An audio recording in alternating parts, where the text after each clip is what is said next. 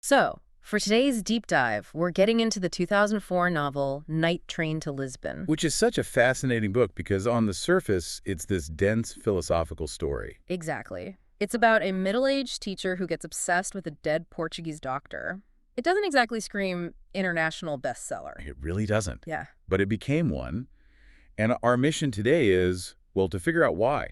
What did this book tap into? I think we have to start with the hook because it's just so immediate. Right, the setup. We have this guy, Raimund Gregorius. He's 57, an expert in, ancient languages in Bern, Switzerland. And his life is, well, it's the same every single day. Utterly predictable. Until one morning, he saves a woman from jumping off a bridge. And in her coat, he finds a book of philosophical thoughts by a man named Amadeu de Prado. And that's it. That's the moment. He just stands up in his classroom in the middle of a lesson. Walks out and gets on a train to Lisbon. It taps into that deep fear, doesn't it? The fear that you haven't really lived your own life. That's the core of it. He's not chasing the woman. He's chasing the author of this book, Prado.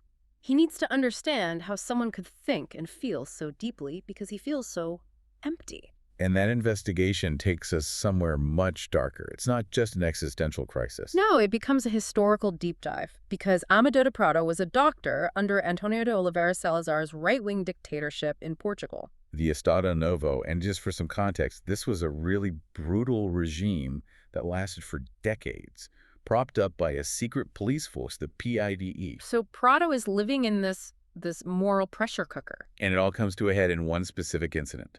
A man is brought to his clinic, life on the line. And this isn't just any man, it's Mendez, the head of the secret police. Known as the Butcher of Lisbon, the man responsible for countless acts of torture and murder. So what do? You're a doctor, you've sworn the Hippocratic Oath. But the person on your table is a monster. Prado makes a choice. He honors his oath. He saves him. And the public turns on him instantly.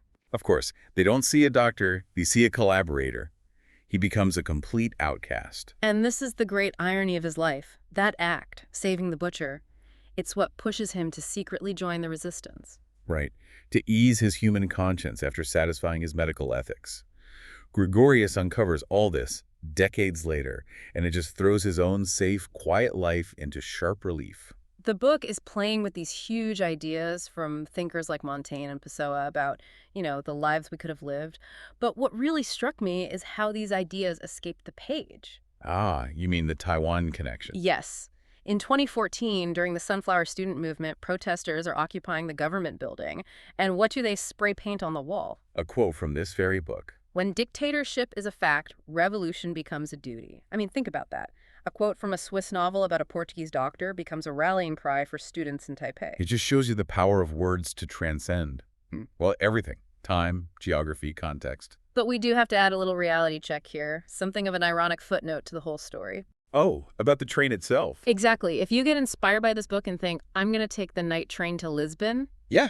you can't. The actual train, the Sud Express, was stopped during the pandemic, and then all direct connections were canceled in 2022. There's this whole Spanish-French railroad war thing. So the night train is now purely a metaphor. Which, in a way, is kind of perfect, isn't it? It is. The journey was never really about the train. It was always internal, about breaking the inertia of your own life. Which brings us to our synthesis. The book is not just a mystery. It's really a challenge. It's a challenge to look at the life you've built and ask if it's really the one you chose. Gregorius only found the courage because he found a book that felt like it was written for him, articulating a life he'd never dared to imagine. He saw himself in the words of a total stranger. And that's the final thought we want to leave you with. If you found a book like that today, one that seemed to perfectly describe your own unlived life, would you have the courage to just drop everything and get on the train?